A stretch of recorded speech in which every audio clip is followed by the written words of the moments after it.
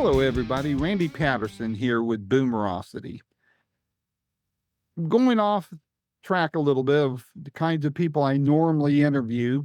As you know, it's mostly rock and roll, country, blues, R&B, and that sort of thing. But for Elvis Week, I wanted to record or interview someone from my past who I knew many years ago and was a guest of theirs in 1978 at the 1978 Dove Awards in Nashville, Tennessee at that time. I lived in Phoenix, and I was dipping my toes into some concert promotion then. I was in my I don't even think I was 20 yet. I was 21 maybe.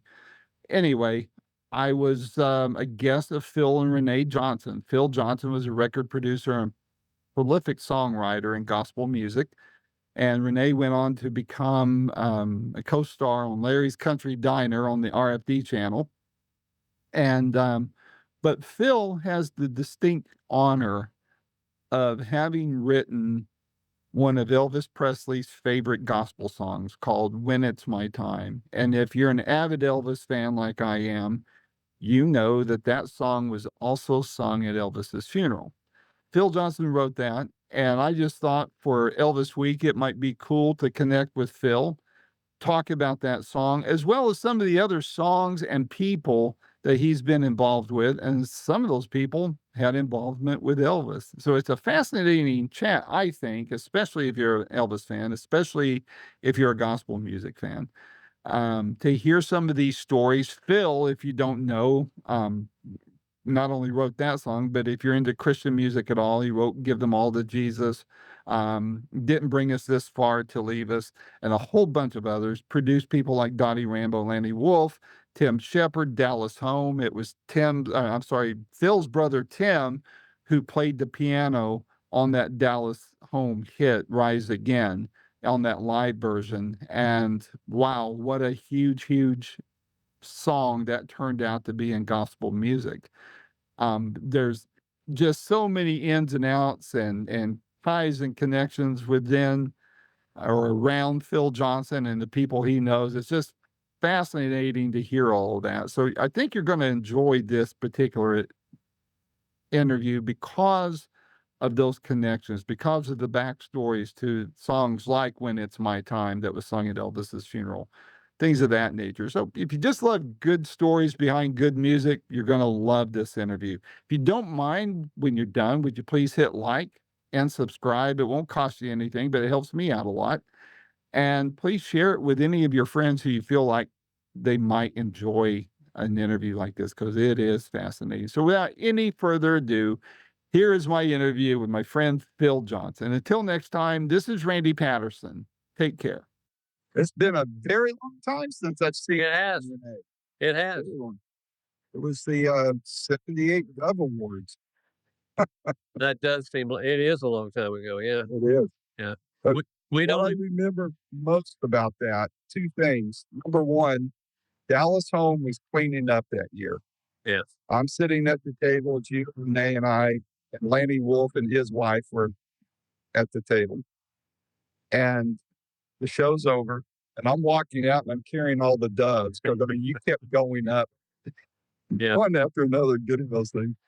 I'm walking out, and it's there at the Opry Hotel, and as we're walking, somebody's coming at me from the side. I was walking behind you and Renee. And I turn to look, and it's the ex-boyfriend of one of my cousins. It was Barry Thompson, who was dating Kelly Nealon at the time. Oh, yeah. Wound up getting married and then divorced and all that. But he's reaching out to me, and I turn to look, and he's looking at me like, "What are you doing with those awards?" I said, "Sorry, gotta go." Yeah. Hopefully he was impressed. Oh, yeah. Well, who wouldn't? I was holding like, what, 4 of them or something? Probably. It was Yeah. a lot. It's at least 3. But, and then we went from there to the recording studios there at Benson. And you were working on the Following You album of Andrew Blackwood and Company. And it was Terry wasn't there. It was Andrew Sherman and the guitar player and the piano player. I can't remember their names, but you were laying down some tracks after the show that night. And that was a big deal. Yeah, it was fun. I had the album too. So, man, you've been doing a lot. What? I mean, your resume is big, but what are you doing these days? What are you? Very, very little music anymore. And I mean, I still write because, if you love to write, you just love to write. It doesn't matter if someone's ever going to hear it. That's why we started, as writers to just do something we wanted to do. And it's still fun. You can still do that. Semi-retired, I guess you would say, in Mhm. probably about 2008 was my last working job. And then I did, that was with Bill Gaither's label, Right. Spring Hill. And after that, just pretty much produced a few things here and there, just Gordon Moe in particular. And I just met him about a month ago. he's a great guy, isn't he? He is. It's I met up with Hal and Grace Thompson. Oh, yeah. And that's when he was texting you. And so I told him, I said, man, I've been wanting to interview Phil forever. And he goes, what? Let me do it. And so that's when he reached out to you. That was great. But, Gordon is a great guy, though. I enjoyed talking with him that day. Quite accomplished. Yeah, he's an unbelievable talent. Just Yeah, he is. amazing. And a fun guy to work with. He's got a great sense of humor, and he can relate to everybody. So he's a good Well, guy. What a small world, though, in a tight circle, because his manager's wife is Herschel Dick's daughter, right? Exactly. That's where you and Renee got married, was at the old 44th Street Church of God there in Phoenix. So, Yeah. Bob Rogers' wife, when she was 16, she was Miss Youth Camp of Arizona, and I was 11, and I was Mr. Youth Camp. So I never let her live it down either. I give her a hard time. They're great well, people. yeah, they are. And your kid brother, Lynn, was always every other year winning Mr. Youth Camp. That's what I always remember. Yeah. But good times back then. It was. It's and the roots of it all. And that's why I wanted to talk to you, Phil, because we're going to get to the Elvis's favorite song here in a moment, but just the foundation of the work that you and your peers have done, especially in Southern Gospel. I feel like today it's kind of this speaker on my end is just driving me crazy. I'm sorry.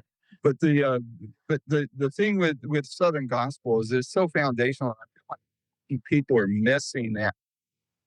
They love Elvis, but they don't realize how much Southern Gospel was foundational to what he did, and I feel like a lot of people don't quite catch that.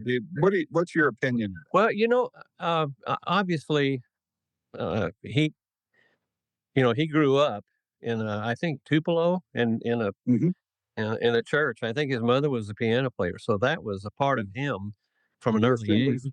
Yeah.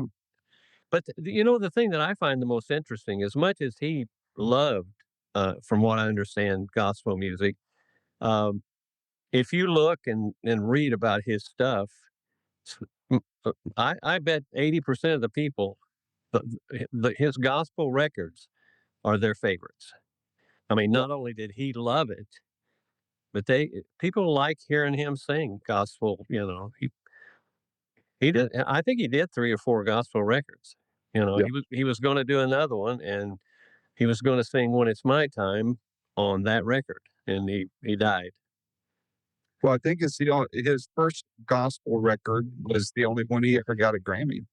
Yeah, I think doesn't he have 2? I don't know, but yeah, he did "How Great Thou Art," and then he did "He Touched Me," and that was really kind of just around the piano with the Stamps and Donnie and all that. But my first concert was Elvis in Phoenix on Easter Sunday. And you and I both know how tough it would have been for our parents to let us go to a concert on Sunday, let alone Easter Yep. Sunday. That's true. But he's saying how great thou art there. How your work in Southern Gospel is what got you and that song Yeah. in front of him. Tell me the story about that. Well, the Stamps hired me. I don't know if you remember, but I was in a local quartet there in Phoenix. The Pilgrims. Yeah, and we would from time to time open for the big boys when they'd come through. You know, 10-minute warm up, and so the Stamps heard we sang "When It's My Time" at one of those Phoenix concerts, and the Stamps asked me to send it to them afterwards. They pulled me aside and I sent it to them, and then they recorded it, and then they hired me, and then I came out. I played piano for them for probably 6 months, and they probably recorded 4 or 5 of my songs, but that was probably the most popular, "When It's My Time." And it kinda got me, in town. Uh, Mhm. I stayed with the Stamps, like I said, about 6 months, and then I went to Benson Publishing Company, and, started working with Bob McKenzie, and, Mhm. you know, he taught me the ropes. Wow. And it turned into quite a powerhouse of Christian music all the way around, not just Southern Gospel, but Right.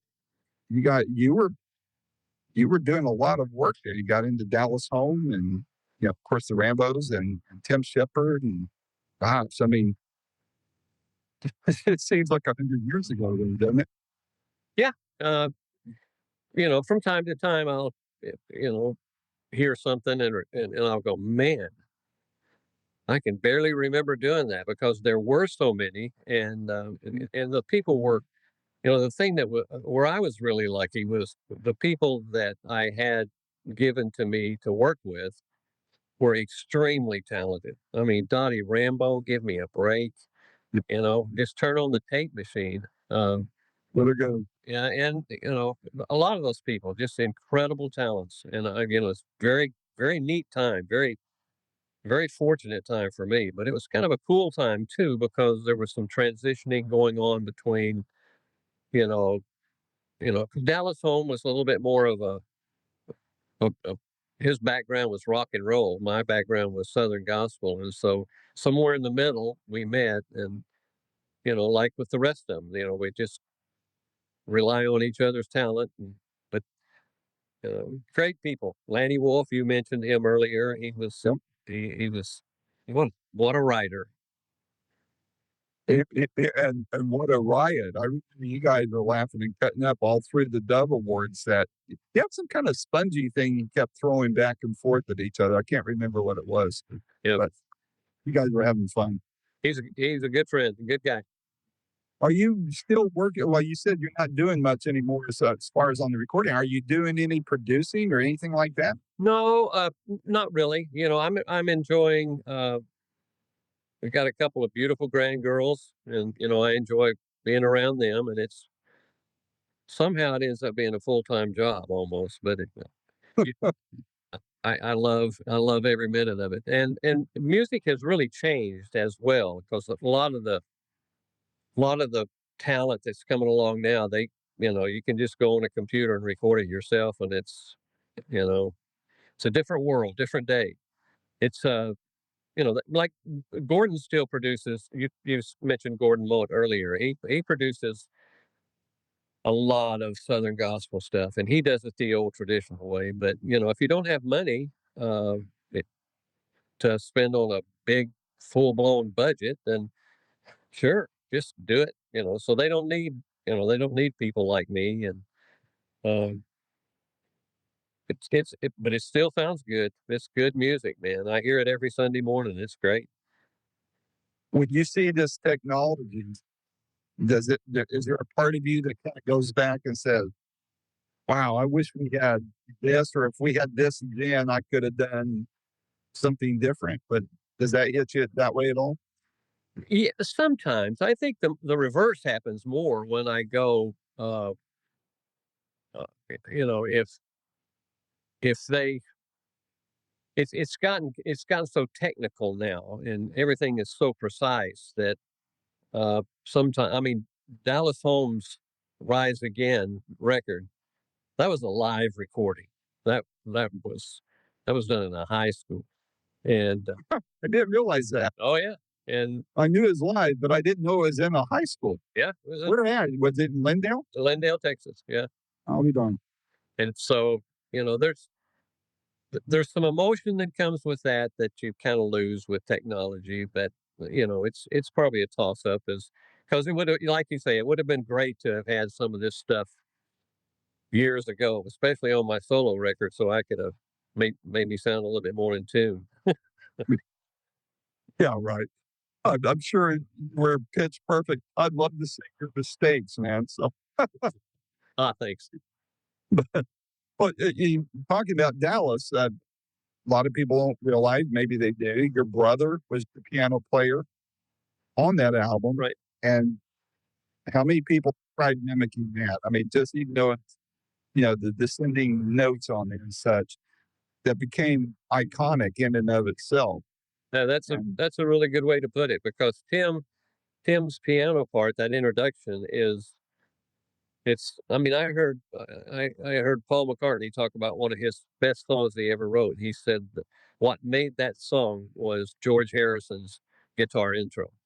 And Paul doesn't have to give credit to anybody, but Dallas gives Tim a lot of credit for Rise Again, being what it was, because that was such a dramatic, you know, everybody would turn to listen to see what songs coming up after that intro. So, Yeah. but it's a great song as well. I mean, it's just once in a lifetime, and I Yep. got to be there. You got to be there. How many albums did that sell? How many units? I think it ended up selling well over 1 million. I mean, it was right at 750 750,000 probably in 1998. So I don't know what it sold since then. Wow. But there's so many versions now in iTunes and stuff. So it it ended up being a gold record, which was wow, who would have thought, Exactly. You look back at all and you just go, I mean, I do just from the interviews I've done, the different ones I've got to talk to, and I hear them on the radio and I go, wow, I can't believe I got to talk to them, that kind of thing. For you, with all the music that you've been associated with, whether writing, performing, recording, producing, I mean, does it still feel kind of surreal to you? Yeah, it does. I mean, it's I'm so grateful that that we were there at the time that we were, because we were we were just bold enough to try new things. And Southern gospel has moved a long way, but what Dallas did, what Andrus Blackwood did, it started a stretch to probably what's now praise and worship. I don't know. It started, and at least it got us out of doing everything the same way. So um, it's it's just been wonderful to have been there and to have been a part of that. And like I say, so many talented people. Yeah. But it was fun. Yeah. But more than fun, it was it impacted a lot of lives. I mean, a lot of Yes. lives. It sure did. The words that, um, well, I want to ask you this question about two of your songs, or two of your songs you've been associated with. First of all, going back to Elvis's song, or the song he liked, "When It's My Time," he he wanted it sung at his funeral. Bill Basie did was it he that sung it, or was it Donnie Sumner that sung it at the funeral? Uh, Bill Bass, Okay. the tenor, yeah, Right. yeah, he sang it. As a matter of fact, he's got a YouTube video that he does that song by himself. But Mhm. yeah, Elvis loved Bill Bass's voice, and that was a good song. That was a really good song for Bill. I mean, he took it and made it his own. I think that's what impressed Elvis. Yeah. And you and Bill were friends too, right? Yeah, We lost Bill really last good friends. year, and Yeah. yeah, yeah. So what I find interesting with you and the sphere of influence you have in relation to Elvis, you had that song. You were working for the Stamps, who of course were backing up Elvis after the Imperials left. You worked with Dottie Rambo, who Elvis recorded at least a couple of songs that I know of. If that isn't love. Yeah, exactly. So who else have you worked with that were tied to Elvis in some way, shape, or form? Well, I worked with the Imperials quite a bit early on at Benson, and before, I think the Stamps had gone out with Elvis a couple of times, and then they had schedule conflicts. So he had the Imperials for a couple of years or something. But the Imperials were there too. That was the other contact. Terry would tell me wonderful Elvis stories every time they came back. Terry Black. Yeah, I forgot to mention Terry and Sherman. Yeah. Yeah. Terry Black was really a good friend, and he had some great stories. Dottie Rambo has, Elvis loved Dottie Rambo. She had I'll never forget, she showed me one of his jumpsuits. I was going to ask you about that because Renee told me about that when I was with you guys at the Dove Awards. Tell that story. Well, we were just out at the house one time, at her house, listening to her new songs because we were getting ready to record. And I think Renee went with me. And we were just sitting around listening, and something come up about Elvis, and she said, "Oh, look what I just got!" And she pulled one of his jumpsuits out of the closet, and we were like, "Oh my gosh, there it is!" But except it's an Elvis, But she they had a really good relationship. He really loved her music, as well he should. Well, yeah. I mean, he was, prolific. It doesn't even come close to describing her output of music.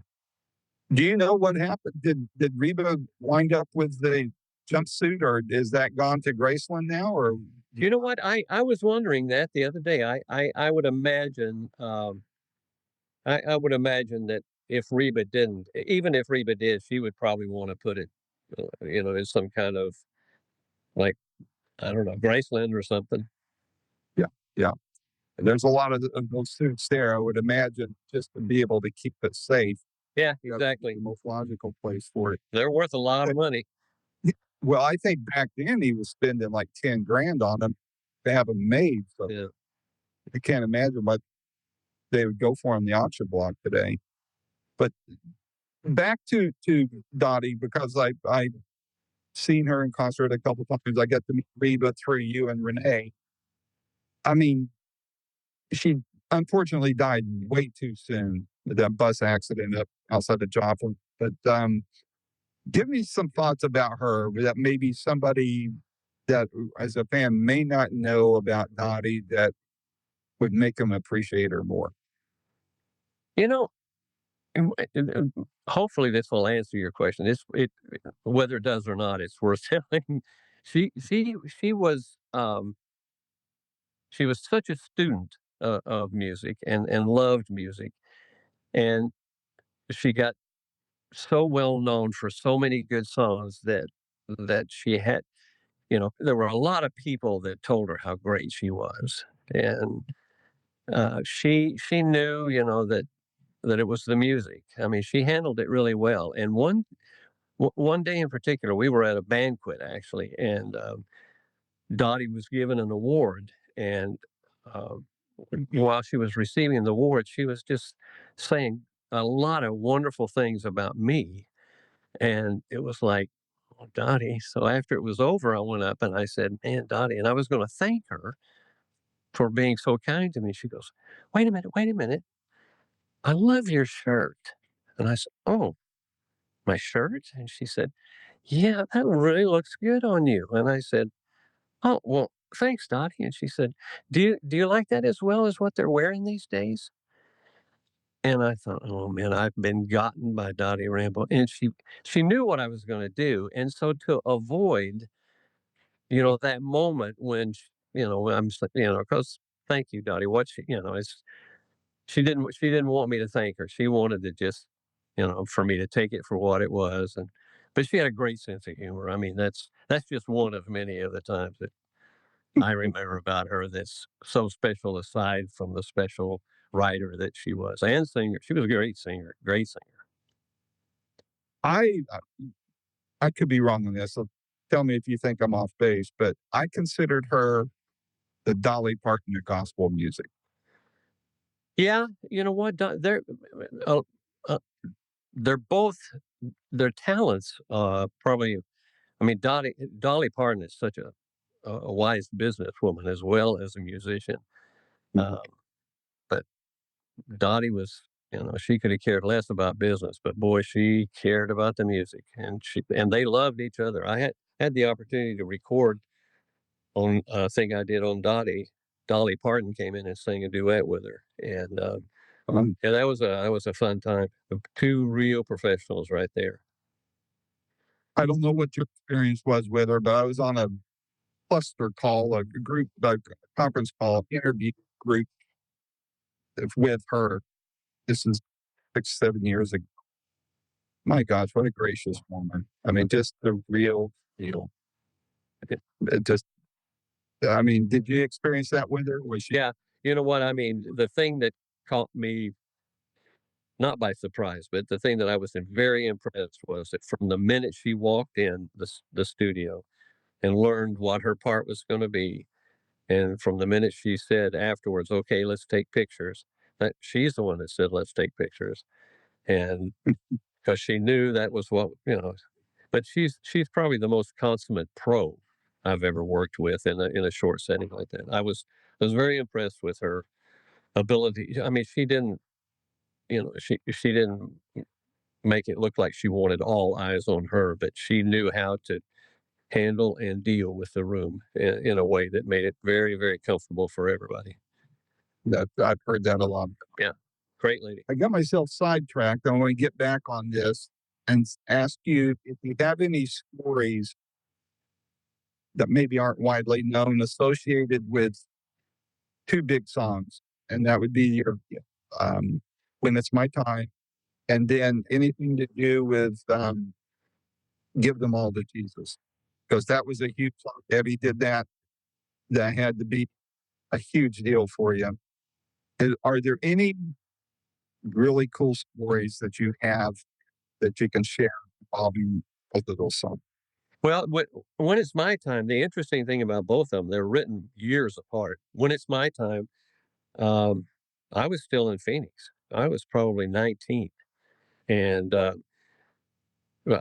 my best friend in high school had just gotten a divorce, and it was one of the first times in my life that I ever had to deal with real life, and so that song was kind of born out of just trying to figure out what to say, and then I was 19. I think I was probably 10 years later when I wrote "Give Them All," but "Give Them All" was a little bit from a sermon, but more from my own. One of my favorite songs growing up was "I Surrender All." First of all, I love the song. I love the message, but that's one of the prettiest melodies, and it's stuck with me all my life. So I think that's probably my version of "I Surrender All," or asking people to surrender all to Jesus.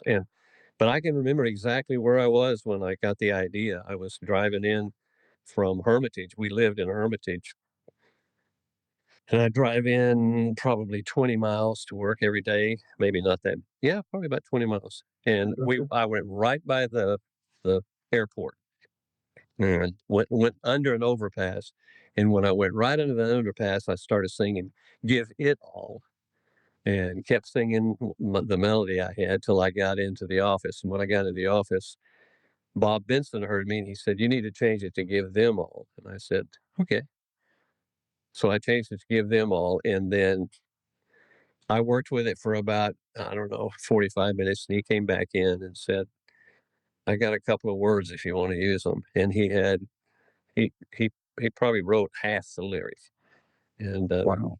but I had all the music, already in my head from the time I went under that overpass at the airport on I-40, and then the rest is kind of history. As far as the Imperials heard it first, and they recorded it, which was like, that was as big as it gets for me, and it was still it. I mean, what a wonderful thing. And Evie heard them sing it in Holland, and Evie did everybody. Everybody loved Evie all over the world, so she kind of took it to the world a little bit more than the Imperials. But the Imperials sang it on TV, and I loved their version too. But Evie's, she was like, what a sweetheart, great lady. I want to come back to that in just a moment, but when I was leaving Nashville from the Dove Awards from visiting with you and Renee, I'm on the plane, haven't taken off yet, and this guy comes up and goes, "Would you mind trading seats? I want a friend to sit with me." I said, "Sure, no problem." I gave my seat to Evie. I don't know who it was, whether the guy was nice enough. And I wound up sitting behind Dino and Debbie Carcinakis at the time. Yeah. But, So you gave up your seat for Evie? I gave up my seat for Elvie. She should be eternally grateful to me for that. She probably is. She's that kind of girl. Probably is. Yeah, she's that kind of girl. So, with going to, I mean, so have you heard stories from fans that heard "Give Them All to Jesus" that has really struck you? Because I know that I've heard that song covered by all sorts of people. Everybody sang it in church as solos and that. So, but the impact it has had to have on people. Is there a particular story that stands out to you? Yeah, there are several wonderful stories, but there is one it had a great impact on me. I was recording a live record at downtown Nashville, the Civic Center, and stepped outside of the trailer, the remote, because it was warm in the trailer. So I stepped outside, and there was a lady standing there, and she said, "I'm looking for Phil Johnson." I said, "I'm Phil Johnson." She said, "That's my son right over there across the street." And I looked across the street, and there was a kid standing against the lamppost. She said, "He's too embarrassed to come over himself." But we drove down from Chicago just to thank you, because at that time, I think it had been 10 years. 10 years prior, he had left. And she said, left their home and said, "I don't believe in your God, and I don't believe, in your ways." And he left. And she said, 3 months ago, we got him back. And I said, "You got him back?" She said, "Yeah, he heard Evie sing 'Give Them All' at a coffee shop in New York City, and he gave his heart to the Lord, and he came back home. So thank you." And she walked off, and I couldn't even get my breath to be able to ask anything else or to say thank you. I couldn't even speak, and I was like, "Oof, man." And Evie, like I said, it's interesting. Evie heard the Imperials sing it in Holland. They went over there to do a video thing, and they sang it, and she heard it there, and she recorded it, and it comes back to America through Evie in a coffee shop in New York. It's like, wow, how does that work? It's a God thing. Oh yeah, oh yeah. Back on When It's My Time, well, I didn't come to the Dove Awards until a year later. We're at the Dove Awards. I'm meeting JD and those guys at the awards that night. But a year prior, you find out that song is being sung at Elvis's funeral. What, I mean, I don't know how you processed all that. What went through your mind on that hearing that one of your songs is being sung at the funeral of the king of rock and roll? Yeah, it's obviously, it really is an honor, because it's, who would have thought that? Who would have, when you're a kid thinking, "Man, I'd like to write a song someday," and I'd like to write a song that Elvis liked. Sure, yeah, that's going to happen. Well, it ended up happening. So you just go, "Man, how does it happen?" And it there again, it's a God thing. I'm glad he got to hear it. I'm glad he liked it. And what an honor to have had the song sung at Elvis's funeral. Wow. I mean, if you go down the list of things you'd like to happen someday, if you'd have thought about it, that would have been one of them, but you wouldn't think of that. That's beyond belief, but it happened, and I'm so very thankful for it. I'm thankful for everybody that played a part in it. So I thought of this morning. I forgot to write it down, but it just popped in my mind. Wouldn't it be cool if out of the box they saw a demo take that Elvis did on that song? I'd sure like to hear it. Would they be having the fan view from? Yeah. You know what? I can actually hear him doing it because it's the kind of melody. Like obviously he liked it, and it's the kind of melody that he liked. There are parts of When It's My Time that are traditional gospel, and there are parts of My Time that's a little bit more current melody wise, stretch wise. So I can see him liking. I can see him liking it well enough to sing it really, really well. But yeah, I'd love to hear that demo. Boy, if there was one existing, I hope they come out with it soon. And let it, if nothing else, just let you hear it, so you could take that to the grave with you. That would be phenomenal. But there was that. I want to mention your lovely wife, Renee. Her mom was my mom's best friend. Yeah. She got my mom through some dark times after we moved to Phoenix. I loved Ruth too. Myron, your brother-in-law, was a mentor to me. I credit him for keeping me interested in church in the very beginning, because I was getting beat up after school every day. And Myron was a mentor to me, and I'm eternally grateful for that. But Renee had been on TV for a bit. I want to tell people about what she was working on. I think the show ended last year, but tell people who your wife is and what she was doing. Yeah, she's Renee the waitress on Larry's Country Diner. Like you say, they did stop filming about 2 years ago, but that was 22, I think, the last tapings. Anyway, she was the waitress on the diner on the TV show on RFD, and she started with them the very first show, 2009. So she did a lot of waitressing and she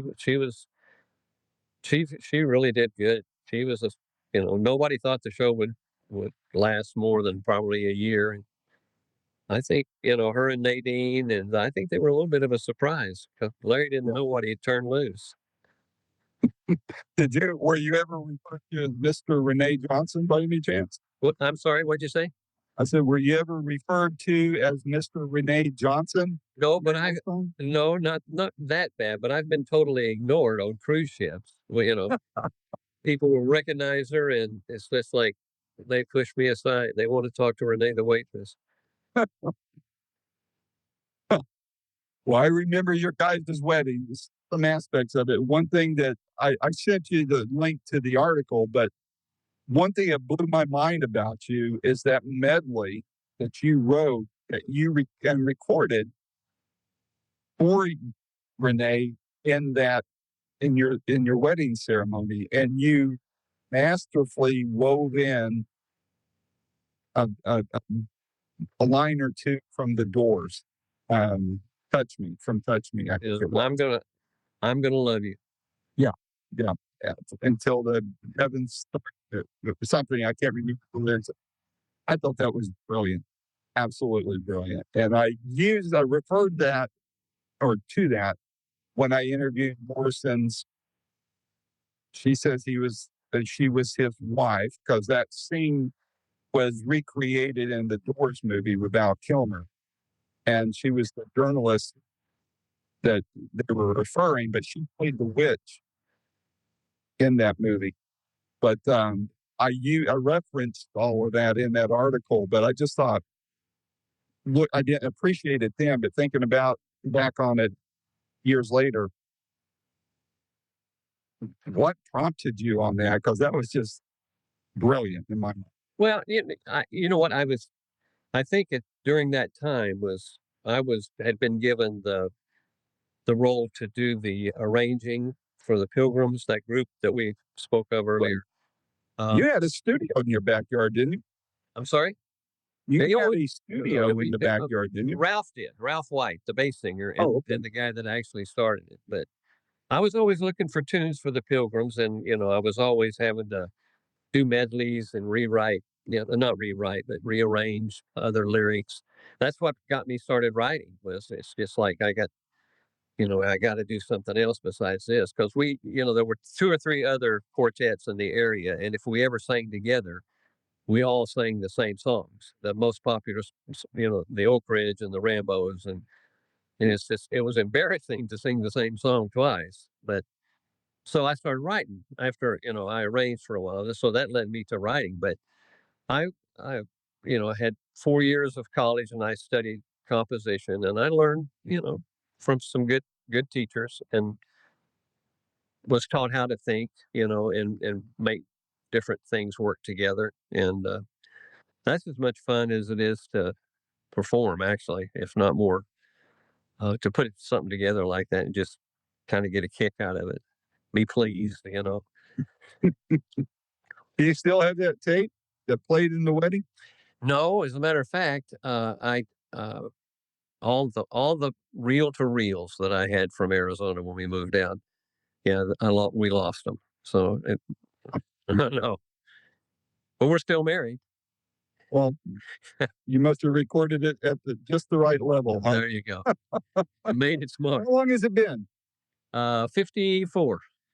Oh, I knew it had to be around in there somewhere. I figured about 52. So, but that's great. Well, Phil, this was so much fun. Thanks for taking the time to chat with me. This will come out in August during Elvis Week and for maximum impact. But gosh, to be able to talk about all this stuff, these albums back behind me and all that, man, that's I just want to thank you personally, not only for all the years of great music, but for your hospitality back in 1978, inviting me out to that show. It had a huge impact on me. And I just can't say enough good about you. You and Renee both hold a special place in my heart. And next time I'm in Nashville, maybe we can get together for dinner. I'd love that. I'd love that. And thank you very much. That means a lot. It means a whole lot. I'll pass it on to Ray and Myron. Please do. Please do. And let's talk again soon. Okay, my friend? You got it. Appreciate it. Take care, Bill. Bye-bye.